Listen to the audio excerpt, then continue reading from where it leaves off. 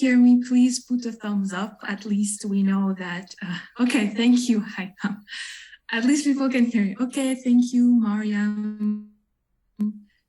Thank you. Not here.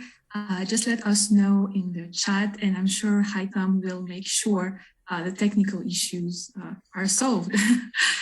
All right, so first and foremost, thank you all so much for joining us today. My name is Daria, and I will also be serving as the Secretary General of the Iraqi Youth Model United Nations, which will take place in October in Mosul, all right? So this is why I am here today, is to talk to you a bit more about this event. Hopefully I will not take too much of your time. And of course, after my little speech, my little presentation, you will be able to ask any questions you want about the event, and Haitham and myself will be happy to answer your questions. All right. So, but first, before I start, I can see some people say I'm not clear. Okay, actually, for some people it's clear. Some cannot hear me. Okay, I hope it gets better. Okay. Yes, if you cannot hear, you just have to join the meeting with your audio, as Zaid just said. Okay, great. So let's start. First of all, I don't know if any of you are familiar with the concept of Model United Nations, all right? If you are familiar, you can put a thumbs up. If you are not familiar, I guess you can try to put another reaction than a thumbs up, but just so we know who is familiar and who is not. So I guess, okay, thank you, Mariam, for reacting. Okay, so Mariam is not familiar, which is great. Same for a few other people. Okay, that's great. That means that I will actually tell you something you didn't know today, so that's great. Okay, so let's just start by that. What is Model United Nations? So first of all, most of you have probably already heard about the term United Nations, right? Which is an international organization, as you probably know, which was founded in 1945, so after the Second World War. Today, there are 193 member states, so 193 countries that are part of this organization, and the goal of this international organization is to keep the world peaceful. Obviously, there are some flaws in this organization, and as you know, there are some conflicts going on, but the main goal is to keep the world a peaceful, safe place, and to contribute to human development, and in other words, to improve the life of human beings. And that's why the United Nations have actually several different organs. For example, there is UNDP, which is the UN Development Program that is in charge of, contributing to human development. There is UNESCO, that is the UN Educational, Social, and Cultural Organization. There is the Human Rights Council of the UN, so the UNHRC, which, of course, as you can imagine, deals with issues of human rights. And there is also the UN High Commissioner for Refugees, which has to deal with all issues relating to refugees, displaced people, and asylum seekers. But of course, there are way more organs in the UN, but these are maybe a few main ones. So now that you know, but I'm sure you already knew what the United Nations are, let's talk about what is Model United Nations. So Model United Nations, which is also called MUN, all right? This is a simulation. So as you can see by the name, this is an experience where most of the time students are modeling the real United Nations, all right? So the way it takes place is that several students are gathered in one room, which is called a committee room. And so several students are have to represent different countries in one committee, all right? And don't worry if you have trouble visualizing it, I will show you pictures afterwards. But first, let's just focus on my very brief explanations. So let's say at a conference, there is the Human Rights Committee, and there is the Environmental Committee, and there is the Refugee Committee, which means 3 different committees representing 3 different organs of the United Nations with 3 different purposes. And let's say the topic of the Human Rights Committee is protecting the rights of women, all right? Which means that the Committee on Human Rights will have the mission of protecting the rights of women, all right? The second committee, the Environment Committee, will have, for example, as a topic, fighting climate change, okay? Which means that the committee will focus on one mission, and that will be to combat climate change. And the third one, let's say this is a refugee committee, so the UN High Commissioner for Refugees, and let's say the topic is fighting statelessness, all right, just as an example. So that means that this committee will have as a mission to focus on how to end statelessness. In other words, how to make less people stateless. In other words, how to grant citizenship to more people, to more refugees. All right, so now you get the concept of MUN. Usually, MUN conference is divided in several of those committees, and each committee has one specific topic, okay? But now you may ask, but what are the students doing? What are the people doing in those particular committees? What do they have to discuss? What do they have to say? Well, let's take the first example of the Human Rights Committee, for example. At the real Human Rights Council, there are around 80 members, okay, each year. So each year there are around 82 member states in the Human Rights Council, okay? Because each year they are changing, but right now there are around 80 members. So at this MUN conference in the Human Rights Committee, there will be 80 delegates, all right? So 80 people, 80 students like yourselves, and each student will have to represent one different country, all right? Among all the countries that are members of the Human Rights Council, okay? And by representing a country, the delegate will have to defend the position of this country on the particular topic, on the particular issue. For example, we said that the topic of the Human Rights Council would be protecting women's rights, okay? So maybe if you participate in that committee, the country that will be assigned to you will be, for example, United Arab Emirates, or maybe the country assigned to you will be France or Italy or the United States, any country that is currently in the real Human Rights Council. And so your job, for example, as the delegate of the United Arab Emirates, it will be, first of all, to do a lot of research on that country, because this is not your natural country. So you have to do a lot of research on this country, and you will have to put yourself in the shoes of a real diplomat of this country, all right?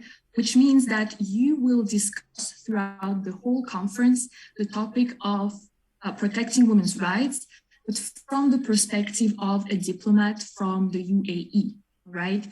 Which obviously means that your opinion, it will not be your personal opinion, it will be the official stance of the government of the UAE, which makes it really interesting because you will have the same arguments, you will have to use the same arguments as the diplomat from the UAE will use, for example, and the delegate of France will have to use the same arguments as the French diplomat will use, for example. And overall, the main goal, I would say, the conclusion of a MUN conference like that is that in each committee, the delegates agree on one big document that is called a draft resolution, all right? If you are not familiar with that, you can later Google what a UN resolution looks like. So basically the official resolutions of the UN. So these are the kind of documents that are written by the different member states of the UN every time they have a gathering, a meeting. For example, when the General Assembly meets in New York at the real UN, the member states of all the 193 countries, they discuss different issues, they argue, they try to find solutions. And then at the very end, they write on a document that is called a resolution, all the solutions that they came up with. So moving back to our example of the Human Rights Councils, for example, since the topic is protecting the rights of women, the final draft resolution will have to contain different solutions that you, the delegates, will come up with in order to protect women's rights. But of course, as you can imagine, not all the countries, not all the delegates will necessarily agree with each other because, as you know, all the countries in the world do not always agree. Actually, they never agree on anything. So it will be also your job as diplomats, your job as delegates, to find common ground and to work on your negotiation skills, because this is what MUN, this is what Model United Nations is about. It's not only about researching about a different topic and public speaking, because you will have to make a few speeches. It's not only about that. It's also about your skills to do teamwork, your skills to find common ground with someone who might disagree with you, and your skills to find at the end a viable common solution that tackles a global issue such as women's rights, such as climate change or the refugee rights. So this is what MUN is all about, right? So as you may realize, it's not a piece of cake. It's not a really easy thing to do. It's not easy at all, actually. But this is also why Model United Nations is so popular around the world, and it's really valued by universities, colleges, even future employers. It's really recognized as a great exercise for young people, for students to work on their, well, English, first of all, if they're not native English speakers, but also on their public speaking skills, on their research skills, on their negotiation skills, and a whole set of skills. You know, not everyone can do that, but everyone can, if they really work hard, they can at least attempt and they can learn a new thing along the way. But before I show you some nice images of MUN that hopefully will excite you, and before maybe I hear some of your questions, if you have any, let me just go through all the advantages that you can get by doing MUN. In other words, of course, the conference in itself will be super exciting and you will learn a lot of new things. You will step out of your comfort zone, and this will already be a big advantage in itself. But let me just go through what are the benefits of attending MUN in general, not only this conference, but any MUN conference, in other words.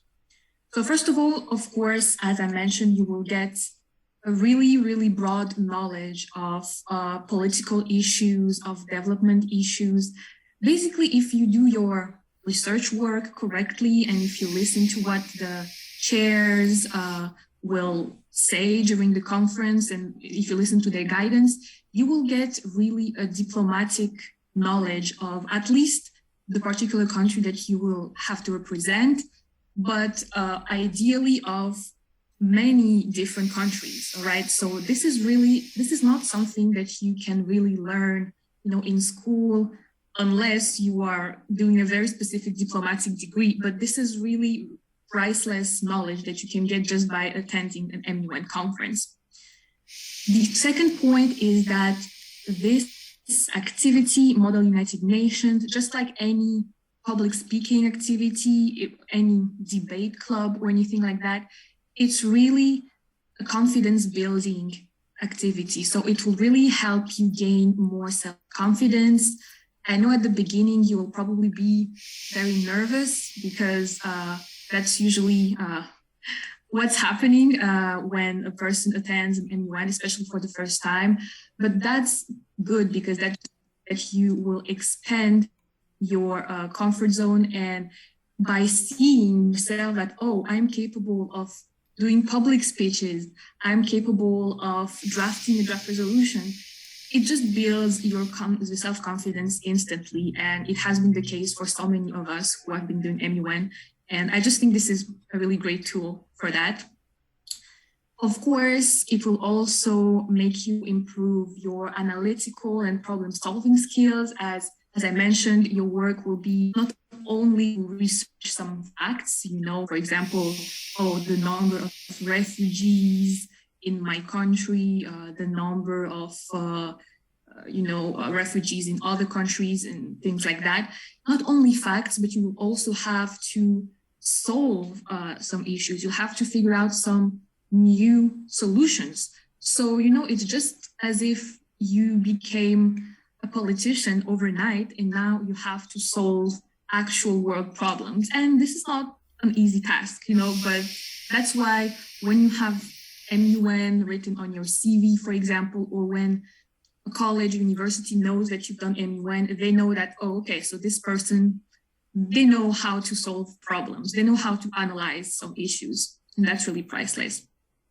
And of course, the other benefit, I would say, in addition to public speaking and everything like that, is the networking aspect. So at this particular conference, we are not only expecting a lot of people from Iraq, we're also hoping to have a few people not from Iraq, a few international delegates coming to Mosul specifically for this particular conference.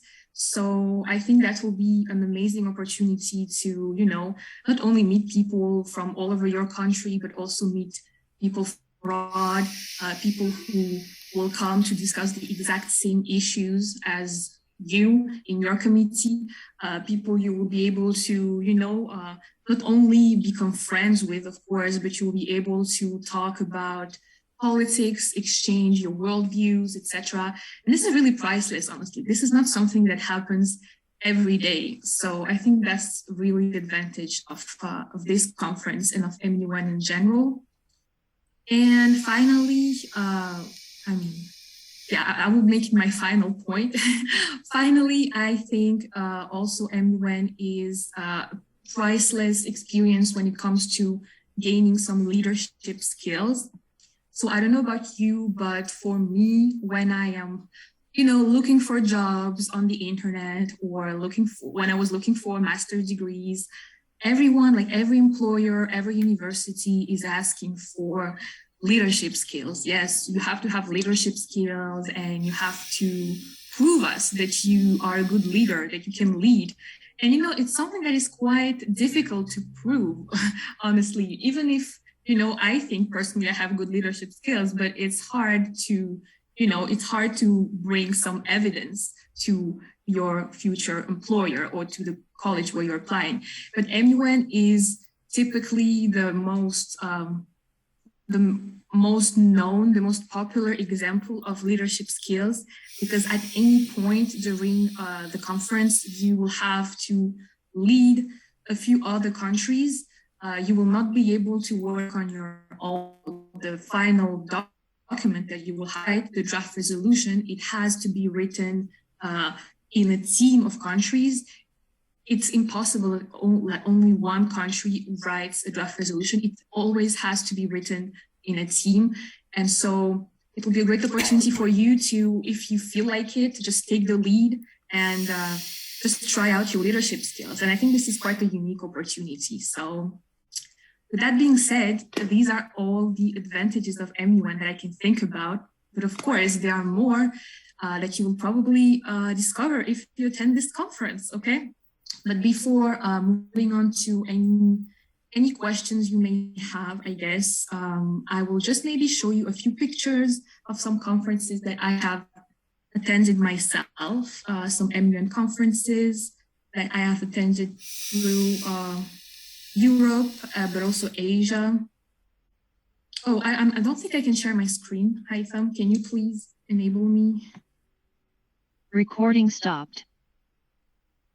Yes, I can share my screen now. Perfect, thank you. So, just so you see how it's set up. So usually they are, well, the chair is in the front here. This is the chair.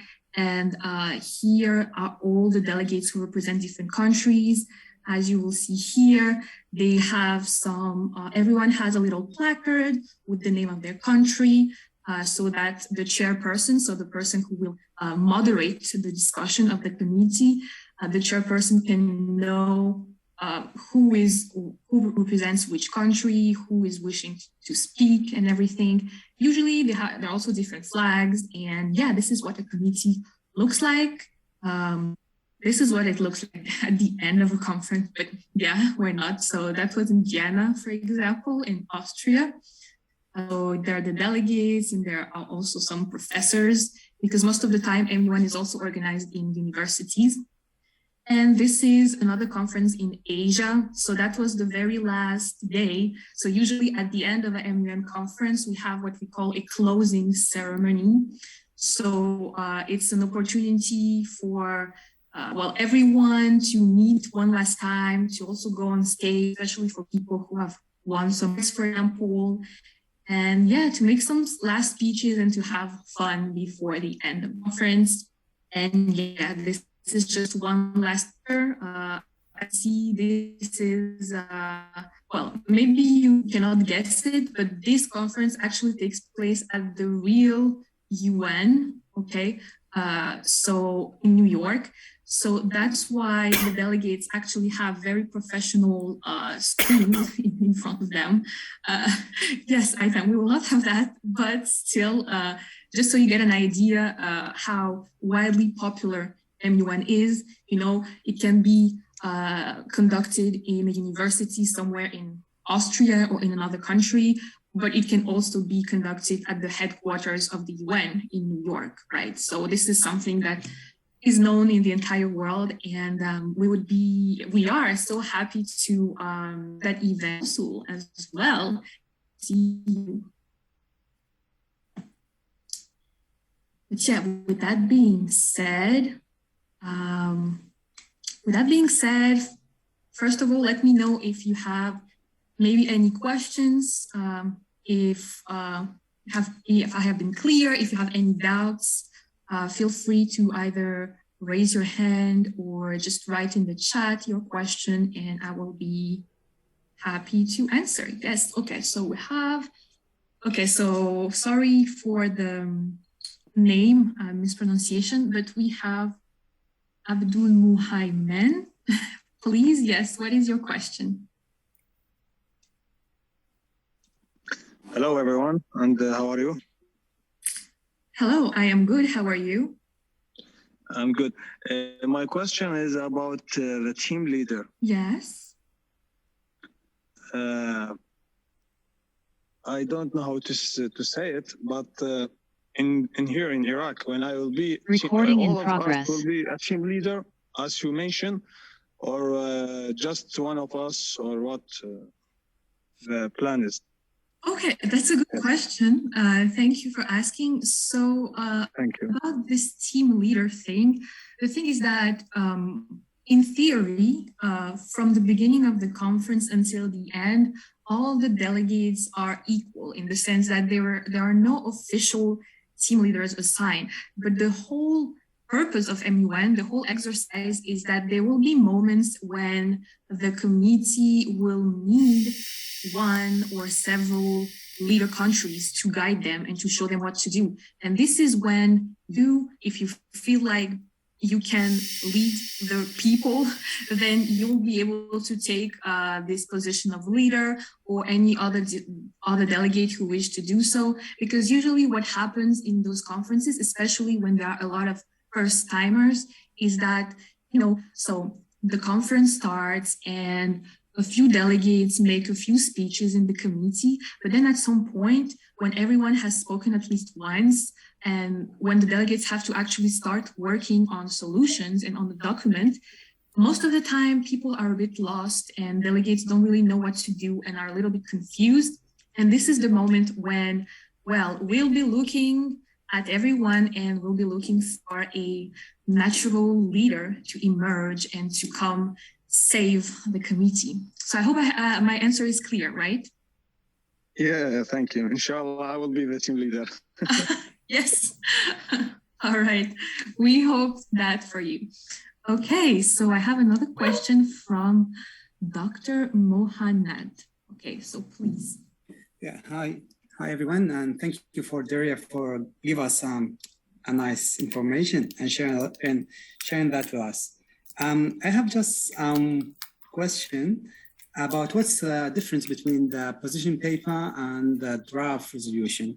And for the draft resolution, sorry for the other question, for draft resolution, should everyone write that draft resolution? Each country, you should write down that and present that, or just give it to the secretary?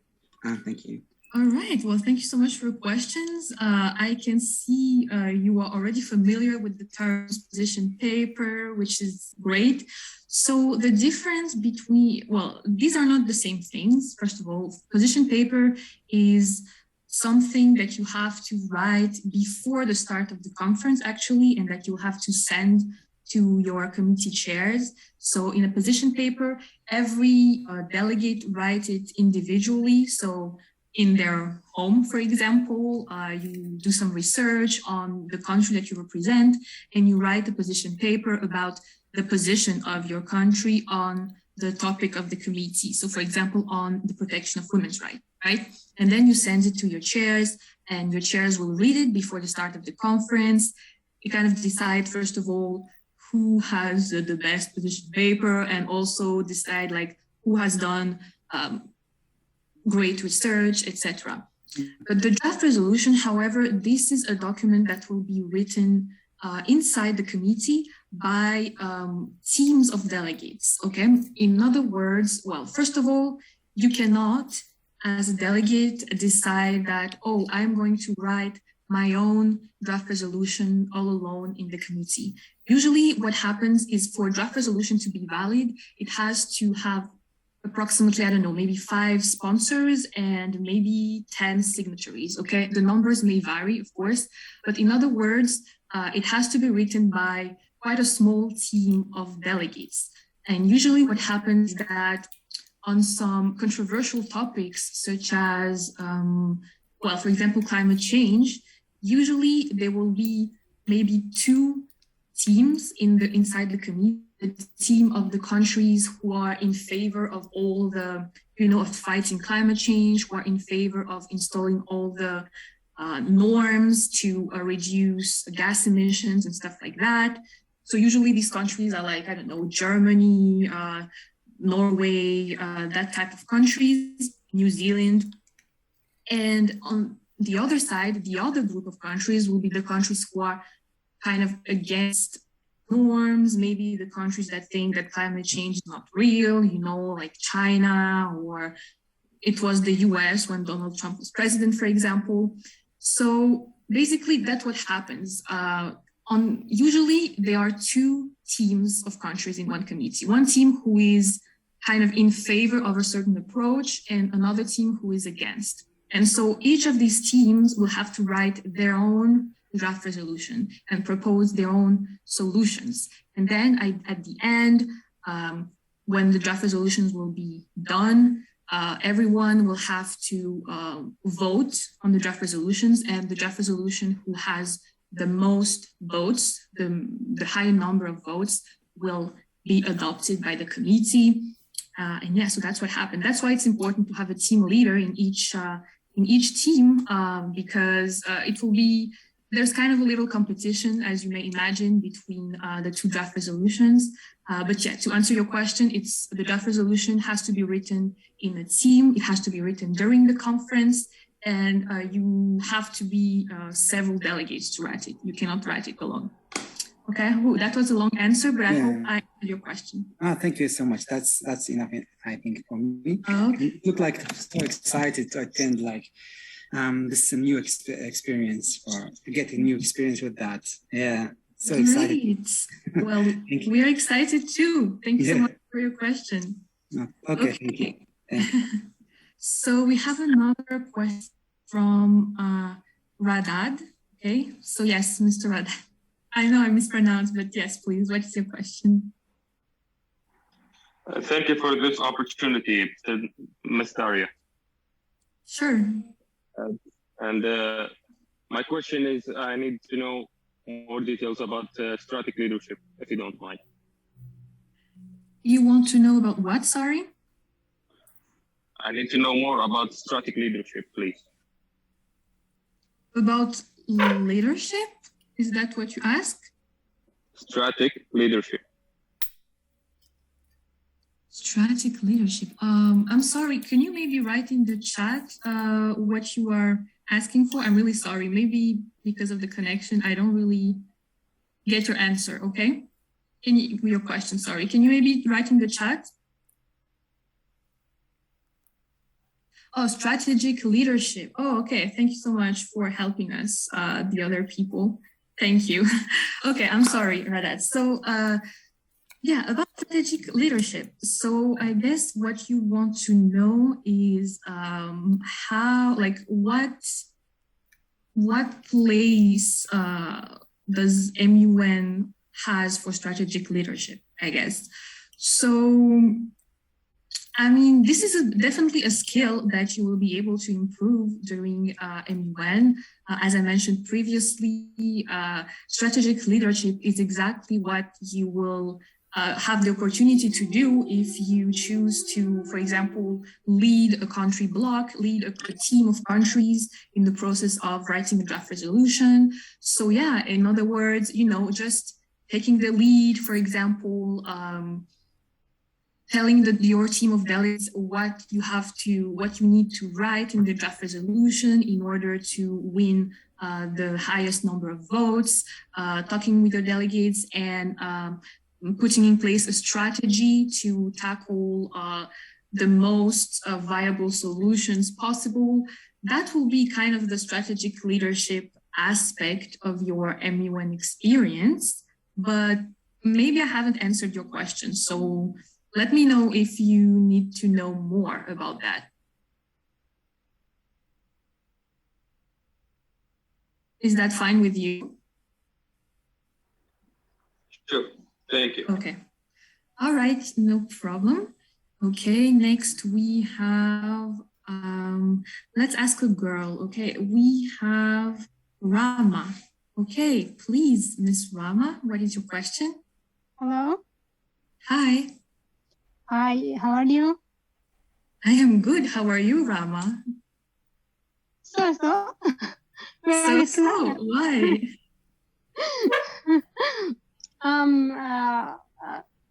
I'm so excited to be with you. It's my first experience as you know, I am graduated from English department in the University of Mosul. But I didn't have any experience yet, so I'm so excited. I just want to ask you, our ambassador told us that no one can represent Iraq. I want to ask why no one of us can represent our country. So that's my question. Okay, thank you for sharing, but actually, Daria, I didn't say that at all. They were asking, look, just to make the question clear to you, Daria, they were asking if they can choose to represent Iraq by themselves. So said that we were gonna assign and allocate the countries in according to the committee they would like to have, but they can't all of them represent Iraq. This was my point. Okay. No worries. Thank you. But thank you so much for your question, Rama. Actually, that also brings an interesting point to the discussion, because actually, usually in MUN, it's kind of a rule that a delegate cannot represent their country of nationality, all right, or their country of origin. Usually it is a rule because, well, the exercise must be the same for everyone, and everyone should be equal in the committee, right?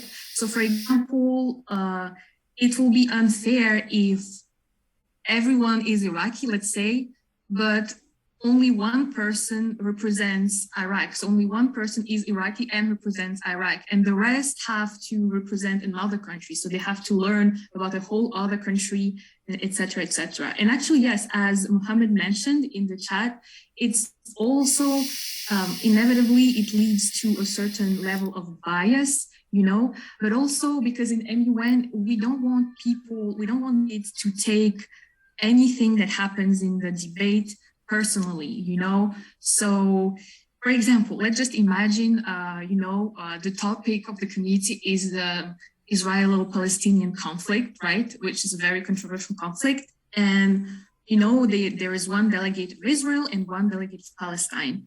Well, the delegates, they have to represent those countries. But imagine, for example, the delegate who represents Israel is actually from Israel. It will make the whole discussion very personal to him or her. And, you know, instead of having a fruitful debate, then the delegates will just say their personal opinion, which is, you know, we don't want to have that in MUN. But the bottom line is we usually try not to assign to every delegate their country of nationality.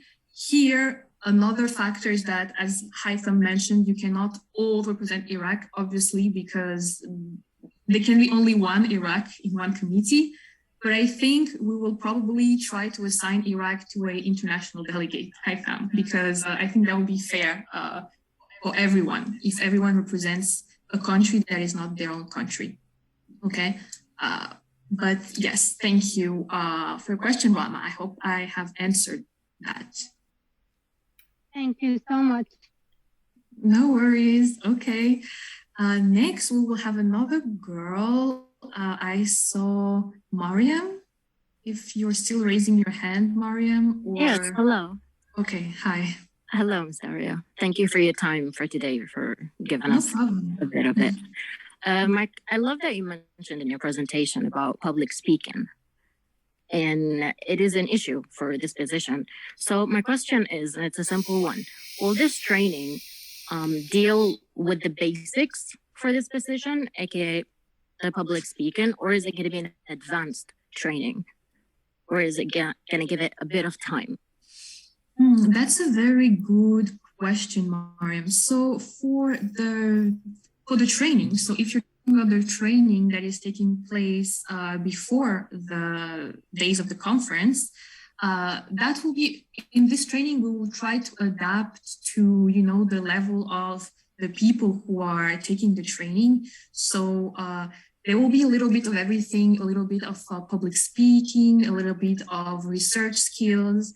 Also, we'll tell you a lot about the rules of procedure that we use during MUN, but we'll try to adapt to the level of people, to be honest with you. So, but obviously our goal would be to make the learning curve as steep as possible, so to make everyone progress as much as possible. So I would not be surprised if we start with complete beginners in public speaking and we end up with, you know, advanced public speakers, of course. So that's for the training part, but also during the conference, so for the public speaking during the conference, it will be really it will not really be a training anymore, in the sense that it will really depend on the level of the people in the committee, and it will be kind of everyone will have to apply what they learned. They have to apply the theory in practice. But I would say that it will be probably from intermediate to advanced kind of level, in the sense that yes, you will have to sometimes improvise some political speeches in front of a lot of delegates. But that's fun. I hope it doesn't make you nervous. But yeah, that will be my answer. I hope I answered your question. Yes, thank you. Thank you for every bit of information. No worries. Thank you. And we'll take another girl before we move back to boys. So yes, Aisha, please. Hello, Miss Daria. How are you? Hope you're doing well. I am doing well. How are you doing? I'm doing well, thank you. Great. So my question is about the conference. So after we do the practice and all, and then after the tour, will like the number of delegates will be filtered, and like you will let like certain people or certain delegates to join the conference, or all of the participants who joined in the practice will be allowed to, allowed to participate in the conference? So thank you for your question.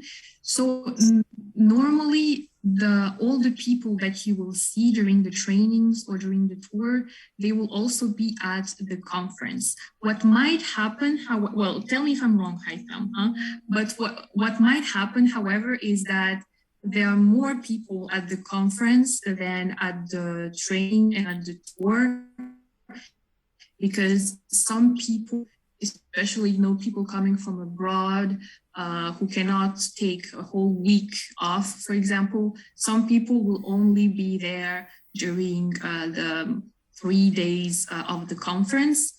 But yeah, so there will be a bit less people doing the trainings and the tour. But yeah, well, in principle, they're all welcome to attend the conference as well. Well, Daria, I have here to jump in, please. Sure. First of all, we already have some of them. They are now from the city of Mosul. So if you try to attend the training inside Mosul, and then we have 4 days for the city tour until that we have the conference. They asked me and they DM me a lot of messages that they say that could we have an online training?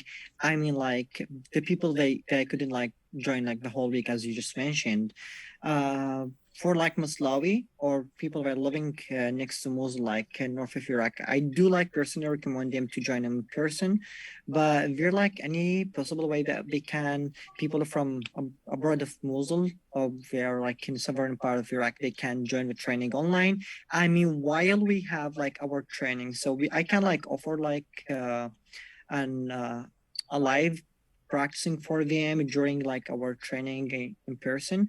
So just to try to, we'd like to work on this point. And for Aisha question, that we do want every one of you to join us. That's why we have a secondary group A and secondary group B, because first of all you were in one group, which is A, and literally after that I had the meeting with you. I told you that the one they need to proceed with us and to the end in the conference, please move to group B. So anyone that has the desire to come and want to show the commitment of being in both the training and the conference, we will accept them all. And Daria, if you have something, you can share. Sure, thank you so much, Haitham. So to answer about online training, sure, I think it's a good idea and will make it possible for people to attend online.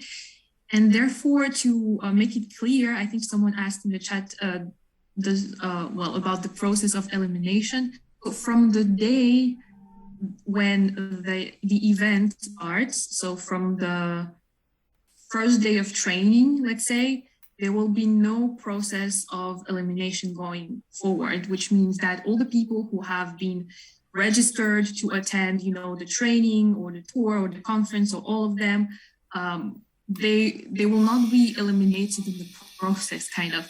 If they are registered for the conference or for the training, they are more than welcome to attend the events of that follow, right? They will not be eliminated basically in the process. So yeah, I hope it answers your question. Thank you so much. It did. Thank you. No worries. Okay, so now we have a question from Mr. Bassam. So please. Oh, hello, Daria. How are you doing? I'm doing well. How are you doing? Ah, I'm fine, thanks.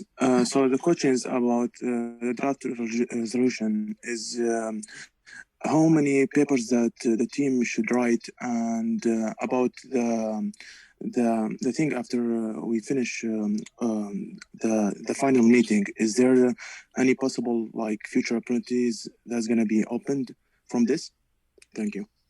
All right. So thank you for your question. So about the draft resolution, how many pages, basically, it really depends, the biggest, most advanced conferences, a draft resolution can be very long. For example, in New York, when they're doing Model United Nations, sometimes they have draft resolutions that are around like 30 pages or like 20 pages. But this is like the really, really maximum. At this conference, I guess we will just expect, we will not really be asking for a number of pages, but more for quality content, So for example, if you found a way to address the topic in, let's say, 5 to 10 pages, that's great. We don't need a 20 pages resolution with no really interesting solutions in that. So I would tell you, don't really exactly quality over quantity. I will tell you, don't really worry about the number of pages. And even if now you're thinking to yourself, oh my God, but even like 5 pages sounds like a lot.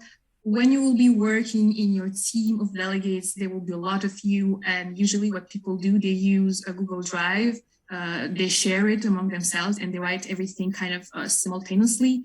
And trust me, it will, like, the number of pages will grow very fast. So no worries about that. So that's for the number of pages. And for the rest, will there be any opportunities after this conference? Well, first of all, as I mentioned, MUN conferences, it's something quite widespread. So there are MUN conferences that are happening in a lot of countries of the world. And if you already have one experience in MUN, you are more likely to be accepted in those other MUN conferences taking place in other countries. But yeah, Haitham, I don't know if you have anything to add about that as well. Yeah, of course. Well, I have already told them that we will have to assign like ambassadors for Iraqi of Model United Nations for like the coming conference. In addition to that, like awards of best delegates, best position paper, notable, honorable mention on all these awards. Also, we will have like from 5 to 10 delegates. They will like show their interests and their skills, diplomatic skills of attending to international conferences, like Arab Youth International Model United Nations, future leaders, best diplomats, or even like conferences and in Europe as well. CW, Change the World, all these conferences. So we will offer such opportunities to the best diplomats. They will show their diplomat skills, leadership skills, and the commitment as well, and the desire of being with us is the most important things. So there are a lot of opportunities that you will have, but unfortunately these not for everyone, because you are more than 201. I can see that you are like 100, but I don't know until like the day of the conference. Maybe it will be like 200, 250, something like that. So we are about to have some opportunities, but to few of you, but don't ask about the procedure of that, because you will notice. For example, if you say, who do you think is the best diplomat that you think is the best delegate? So I'm pretty sure at that time you can guess who's the best delegate during the conference from their being as active to talkative, and they have like leadership skills as well as diplomatic skills. So yes, Daria, we're working that, but yes, we have like to assign the ambassadors, best diplomat, best delegations, honorable mentions, best position pair, and the winner draft resolutions. All these awards we will have. Exactly. Thank you so much, Haitham. In other words, there will be some opportunities for you for sure to, continue your MUN journey. So don't worry about that. But I guess you will get more information about it as the conference will be approaching. But just keep that in mind that a lot of exciting opportunities are on the way. But yeah, I hope it answered your question. Yeah, it did. Thank you. Okay, no worries. Okay, next we have MFZ, Mr. MFZ. So what is your question?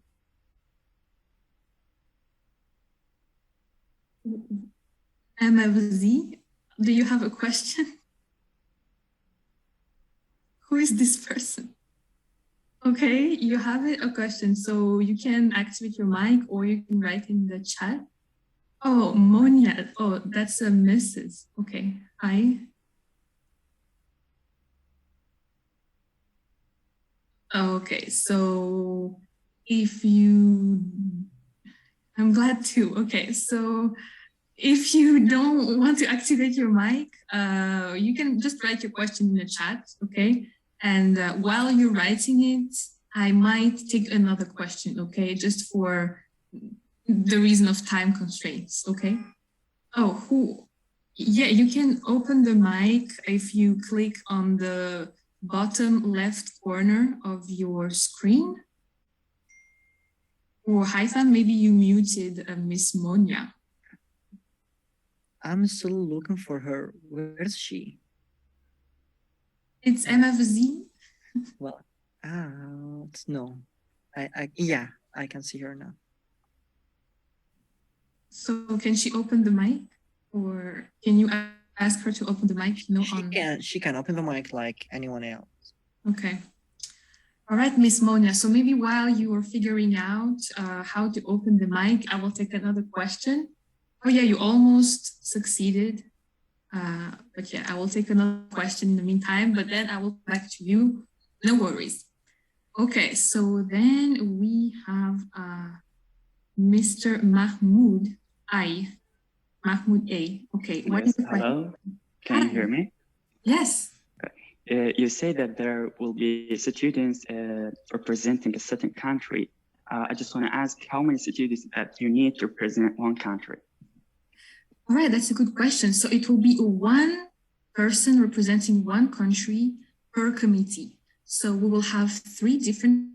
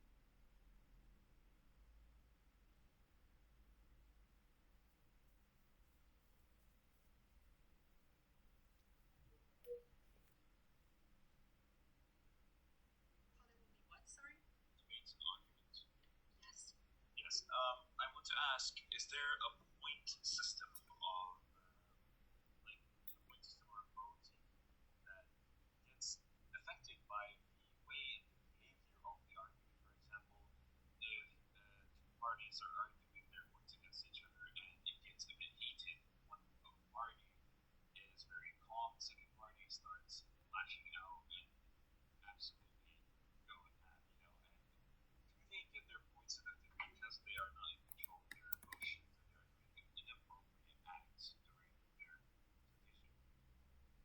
All right, so I can definitely see your point.